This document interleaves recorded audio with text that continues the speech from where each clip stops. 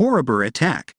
Ukrainian troops attack all-out Russian Wagner Group in Bakhmut. Russian MOD officials are using the Battle of Bakhmut to weaken Wagner chief Yevgeny Prigozhin and derail his ambitions for greater influence in the Kremlin, analysts say.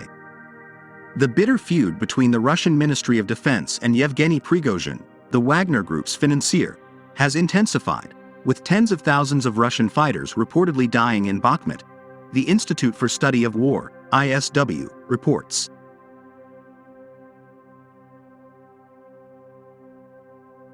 The Russian MOD is delaying its progress in the region because it has prioritized Wagner's slow demise on the Bakhmut battleground, it is claimed.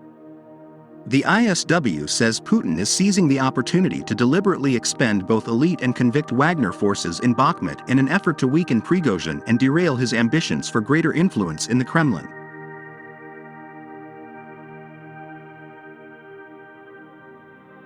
The conflict started when Prigozhin initiated a smear campaign against influential military leaders in Russia, including Sergei Shoigu, the defense minister, and Valery Gerasimov, the head of the Russian General Staff.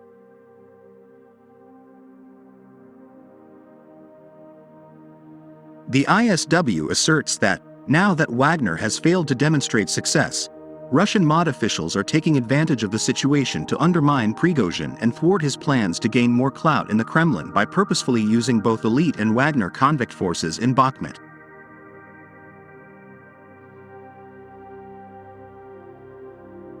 Vladimir Putin was likely frightened by Prigozhin's political aspirations in October 2022, which might have paved the way for the Russian military leadership to regain more power.